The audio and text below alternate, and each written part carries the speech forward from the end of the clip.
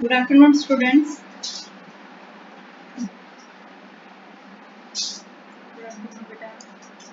बेटा बीच बीच में कहाँ गायब हो जाती हो प्रेरणा? रेगुलर क्लास होती है बेटा, रेगुलर क्लास अटेंड किया करो। वेदांती, वेदांती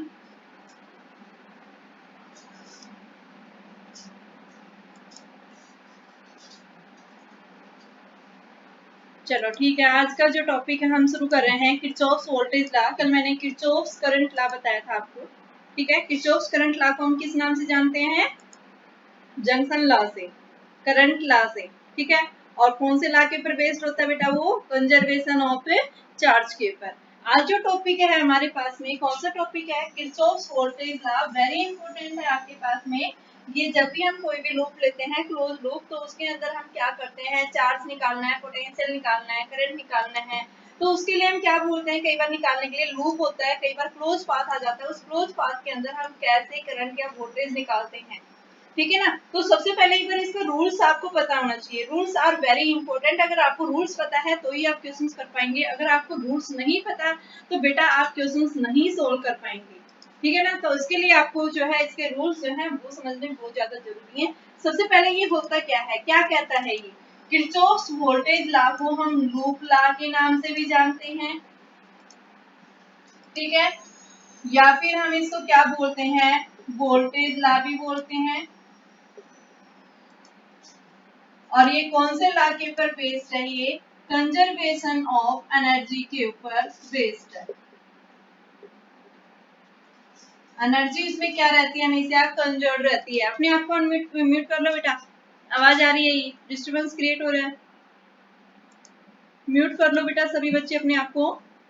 कोई प्रॉब्लम होती है तो आप बोलना, ठीक है ना। अगर किसी को कोई भी प्रॉब्लम लगती है तो आप बोल सकते हैं, वैसे अपने आप को म्यूट करिए अपने, ठीक है, क्योंकि डिस्टर्बेंस बेटा किसी और को डिस्टर्बेंस होता है, ठीक है। तो हमारे पास में आता है कंजर्वेशन ऑफ, ये क्या बता रही हूँ मैं? किरचॉफ्स वोल्टेज लॉ की बात कर रहे हैं, जिसको हम क्या बोल रहे हैं? लूप लॉ भी बोलते हैं, आप वोल्टेज लॉ भी बोलते हैं। और ये कौन से लॉ के ऊपर बेस्ड है? कंजर्वेशन ऑफ एनर्जी के ऊपर क्या है? ये बेस्ड है। कैसे बेस्ड है? देखिए आप, ये क्या कहता है? आपके पास में जब भी कोई क्लोज सर्किट होगा, क्लोज लूप होगा, यानी बंद सर्किट। बंद का मतलब क्या है? जैसे मैं यहाँ पे ले रही हूँ, मान लो मेरे पास में ये क्या है? एक बैटरी है, और यहाँ मैंने इसके अक्रॉस रेजिस्टेंस लिया, ठीक है। फिर मैंने क्या लिया? दूसरी लाइन के अंदर मैंने क्या लगाया? यहाँ पे एक रेजिस्टेंस ले लिया, और मैंने क्या किया? फिर से यहाँ से एक बैटरी लगा दी, और इसके अक्रॉस रेजिस्टेंस निकाल दी। ये क्या बन रहा है? एक आपके पास में क्लोज लूप बन रहा है। यहाँ पे आपके पास में तीन रेजिस्टेंसेज हैं, R1 R2, यहाँ से R1 है, यहाँ से R2 है, ये R3 है। ये सेल का EMF E1 है, ये सेल का EMF E2 है। तो क्या पूछ रहा है? Kirchhoff's voltage law. Kirchhoff's voltage law हमें यही कहता है, किसी भी क्लोज लूप के अंदर नेट सम जो होगा किसका? पोटेंशियल डिफरेंस का, या पोटेंशियल जो भी ड्रॉप होगी किसी भी सर्किट के अंदर, उन सबका अगर हम क्या लेते हैं? एल्जेब्रिक सम लेते हैं एक क्लोज सर्किट के अंदर, तो algebraic sum of the voltage drop across A circuit will always be 0, ठीक है। किसी भी क्लोज सर्किट के अंदर, यानी क्या बताएंगे? According to this law, in a close loop algebraic sum of changes in potential must be 0, कि किसी भी क्लोज सर्किट के अंदर जो भी आपके पास में वोल्टेज क्या हो रही है? ड्रॉप हो रही है, तो उस वोल्टेज का, यानी जितनी भी वोल्टेज ड्रॉप हो रही है, algebraic sum of the voltage drop in a close loop will always be 0। ये हमारे क्या कहलाता है? किरचॉफ्स वोल्टेज लॉ कहलाता है। यानी ये जो समेशन दिया है, इस समेशन का मतलब क्या है? Algebraic sum of the voltages in a close loop always will be 0, ठीक है। ये जो लॉ है ये कौन से लॉ के ऊपर बेस्ड है? कंजर्वेशन ऑफ एनर्जी के ऊपर बेस्ड है। और ये कंजर्वेशन ऑफ एनर्जी के ऊपर क्यों बेस्ड है? क्योंकि बेटा पीछे हमने पढ़ा था फर्स्ट यूनिट के अंदर इलेक्ट्रोस्टैटिक्स के अंदर, कि जब भी कोई चार्ज पार्टिकल किसी क्लोज लूप के अंदर क्या कर रहा है? मूव कर रहा है। तो अगर वो चार्ज पार्टिकल एक क्लोज लूप के अंदर मूव कर रहा है, तो उसके मोशन के कारण, यानी उसके मूव करने के कारण वहां पे क्या होगा? वर्क डन होना चाहिए। लेकिन हमारा जो वर्क डन है वो कैसा होता है? Conservative in nature, close loop के अंदर वर्क डन हमेशा क्या होता है, जीरो होता है, और वर्क डन जीरो होने की वजह से यहाँ पे हम क्या बताएंगे, एनर्जी क्या रहेगी, कंजर्व रहेगी, कंजर्वेटिव इन नेचर। ठीक है, इलेक्ट्रोस्टैटिक नेचर जो होता है वो कैसा होता है, कंजर्वेटिव, की वर्क डन जो होता है एक क्लोज लूप के अंदर हमेशा क्या होगा, जीरो होगा। ठीक है, तो इस वजह से ये कौन से लॉ के ऊपर बेस्ड है, कंजर्वेशन ऑफ एनर्जी, जो मैंने कल बताया था केसीएल, किरचॉफ करंट लॉ, वो कौन से लॉ के ऊपर बेस्ड है, कंजर्वेशन ऑफ चार्ज। यहाँ से आपके 1 मार्क्स के अंदर क्वेश्चन पूछा जा सकता है कि which law is based on the conservation of charge, which law is based on the conservation of energy. तो कंजर्वेशन ऑफ एनर्जी के ऊपर कौन सा लॉ बेस्ड है, वोल्टेज लॉ है, और कंजर्वेशन ऑफ चार्ज के ऊपर कौन सा बेस्ड है, वो आपका किरचॉफ करंट लॉ है। ठीक है, किरचॉफ करंट लॉ को हम जंक्शन लॉ के नाम से भी जानते हैं, और किरचॉफ वोल्टेज लॉ को हम लूप लॉ या फिर वोल्टेज लॉ के नाम से भी जानते हैं। इसको लूप लॉ क्यों बोल रहे हैं, क्योंकि ये हम बात कर रहे हैं किसके अंदर, एक क्लोज सर्किट के अंदर, एक क्लोज लूप के अंदर हम इसकी बात करते हैं, तो इस वजह से इसको क्या बोलते हैं, क्या है ये, लूप लॉ है। ठीक है, और वोल्टेज इसलिए बोलते हैं कि क्लोज लूप के अंदर एल्जेब्रिक सम जो होता है वोल्टेजेस का, वो ऑलवेज क्या होता है, जीरो के इक्वल आता है। तो ये हमारे पास में क्या है, algebraic sum of the voltages drop in a close loop will always be zero. तो इस वजह से इसको हम क्या बोलते हैं, किरचॉफ वोल्टेज लॉ। अब किरचॉफ वोल्टेज लॉ के अंदर बात आती है कि इसके लिए क्या रूल्स हम कौन से साइन कन्वेंशन यूज करेंगे। तो देखिए बेटा, सबसे पहले आप जब भी क्लोज पाथ के अंदर बात कर रहे हैं, तो सबसे पहले आपने क्या देखना है, पाथ ऑफ ट्रांसवर्सल देखना है। क्या चेक करना है आपने, पाथ ऑफ ट्रांसवर्सल चेक करना है आपने। तो पाथ ऑफ ट्रांसवर्सल हम कैसे देखेंगे, देखिए आप कोई भी पाथ ऑफ ट्रांसवर्सल देख सकते हैं। आप करंट की डायरेक्शन देखिए, आप करंट की डायरेक्शन में जा रहे हैं, आप करंट से अपोजिट जा रहे हैं। सबसे पहले देखो, यहाँ हमारे पास दो बैटरी लगी हुई है, एक सेल का ईएमएफ E1 है, दूसरी बैटरी का ईएमएफ E2 है। इसका रेजिस्टेंस R1, ये R2 एक्सटर्नल रेजिस्टर है, सेल का इंटरनल रेजिस्टेंस नहीं है।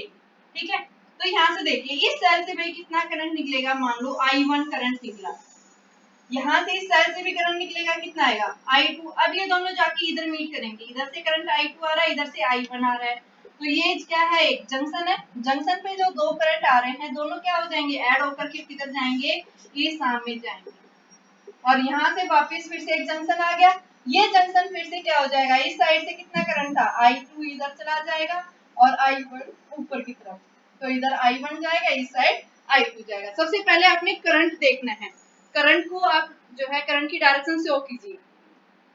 कर दिया हमने, हमने क्या किया, सबसे पहले डायग्राम के अंदर करंट की डायरेक्शन को शो किया है, क्या हुआ, करंट की डायरेक्शन को शो किया है हमने, कोई दिक्कत नहीं। तो सबसे पहले हमने करंट को देखा है, करंट की डायरेक्शन दिखाई, फर्स्ट सेल के कारण जो है करंट की डायरेक्शन क्या आई, पॉजिटिव से हमेशा करंट निकलता है।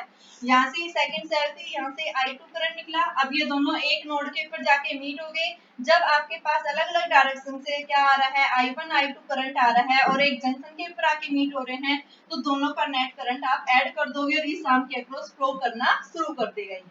ठीक है, अब उसके बाद में देखिए, अब आप क्या कर रहे हैं, यहाँ पे पाथ ऑफ ट्रांसवर्सल देखिए। आप पाथ ऑफ ट्रांसवर्सल आप क्लॉकवाइज भी ले सकते हैं, आप एंटी क्लॉकवाइज भी ले सकते हैं, इससे कोई फर्क नहीं पड़ने वाला।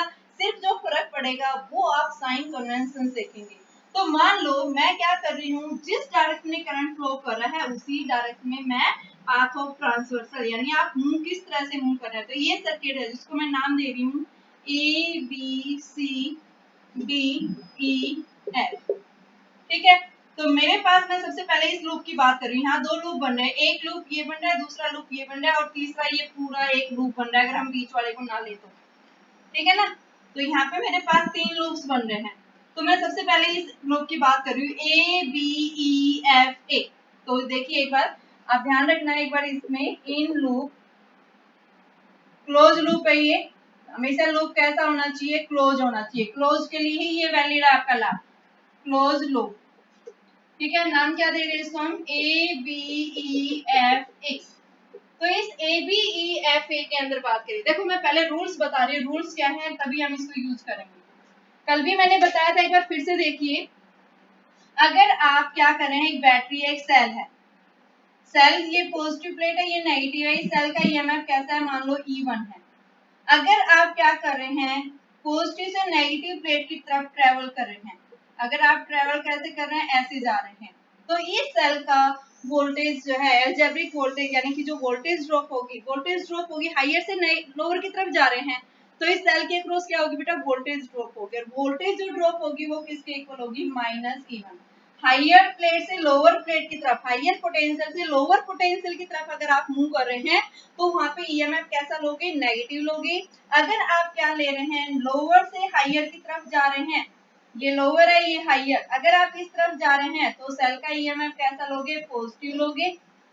अगर आपके पास में हायर टू लोअर जा रहे हैं, ये हायर है ये लोअर है, और आप ऐसे जा रहे हैं, ठीक है ना, तो इस केस में आपके पास क्या हो जाएगा, वही बात होगी, लोअर टू हायर जा रहे हैं तो कैसा ईएमएफ कैसा होगा, पॉजिटिव होगा। अगर आप क्या कर रहे हैं कि हायर टू लोअर ऐसे आ रहे हैं तो उस केस में आपका ईएमएफ नेगेटिव। तो याद रखना सबसे पहले ईएमएफ के केस में अगर आप लोअर टू हायर जा रहे हैं, लोअर प्लेट से हायर प्लेट की तरफ जा रहे हैं, लोअर पोटेंशियल से हायर पोटेंशियल की तरफ जा रहे हैं, तो ईएमएफ आपने कैसा लेना है, पॉजिटिव। और अगर आप हायर से लोअर की तरफ जा रहे हैं तो सेल का ईएमएफ आपने कैसा लेना है, नेगेटिव। क्यों लेंगे नेगेटिव, क्योंकि यहाँ पे क्या होगा, हायर से लोअर जा रहे हैं तो पोटेंशियल ड्रॉप हो जाती है, और अगर लो से हायर की तरफ जा रहे हैं तो पोटेंशियल क्या होगी, सेल के अक्रॉस गेन हो जाती है। ठीक है, पोटेंशियल गेन होने की वजह से यहाँ पे हम ईएमएफ पॉजिटिव लेंगे, और यहाँ पे इस सेल के अक्रॉस पोटेंशियल क्या हो रहा है, ड्रॉप हो रहा है, तो इस सेल का ईएमएफ हम कैसा लेंगे, नेगेटिव लेंगे। इतना है समझ में। तो ये था first rule, rule number first. Second rule देखिए अब क्या है इसका।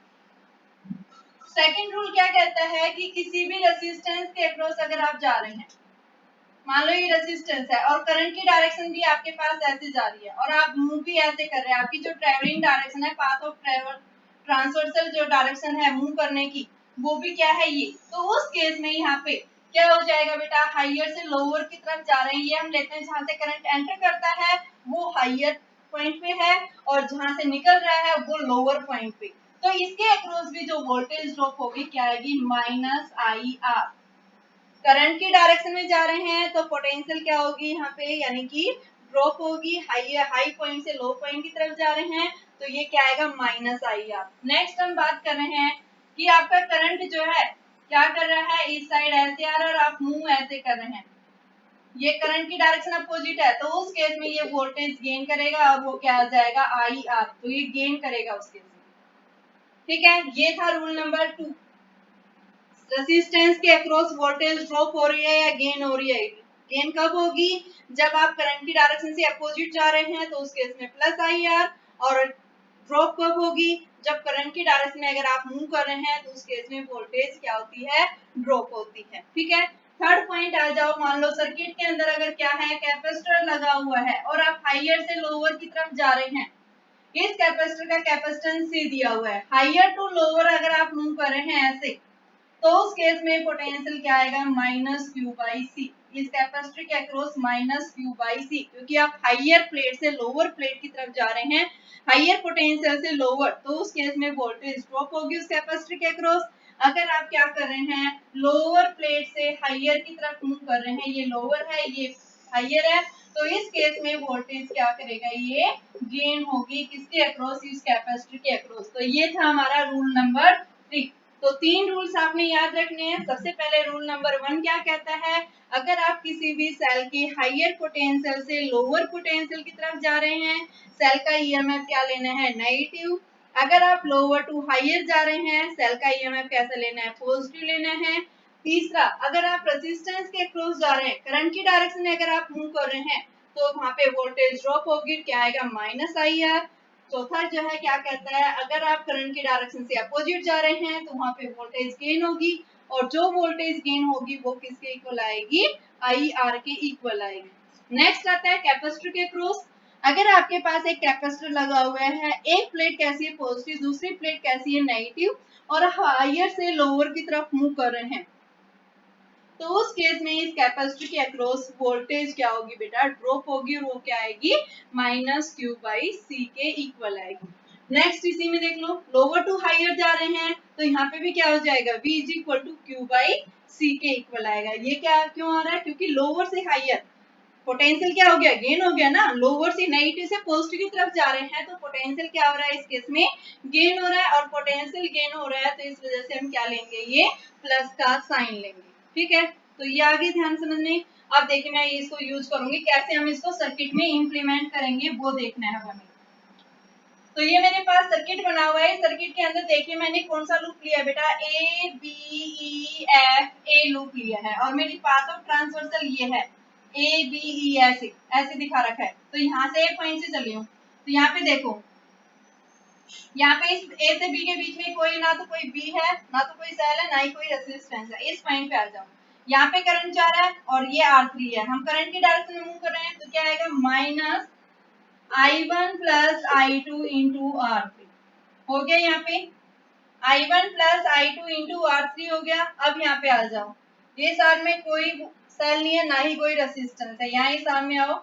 यहाँ पे हम ऐसे जा रहे हैं क्योंकि पाथ ऑफ ट्रांसवर्सल हमारी ऐसे है, तो करंट की डायरेक्शन में ही हम जा रहे हैं। करंट इधर कितना है, I1 जा रहा है सामने, क्योंकि यहाँ पे आने के बाद ये करंट फिर से डिवाइड हो गया, और ये क्या आएगा, माइनस I1 R1, और बेटा यहाँ पे हम क्या रहे हैं, लोअर से हाइयर, तो प्लस का E1 इज इक्वल टू 0। तो E1 किसके इक्वल आ गया, I1 R1 plus I1 plus I2 into में R।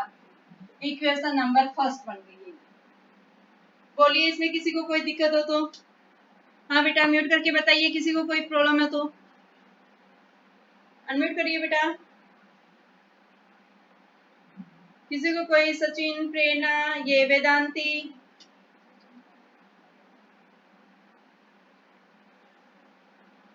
बेटा निकिता, कुणाल, प्रेरणा, राममोहन, बताइए बेटा किसी को कोई प्रॉब्लम आ रही हो तो।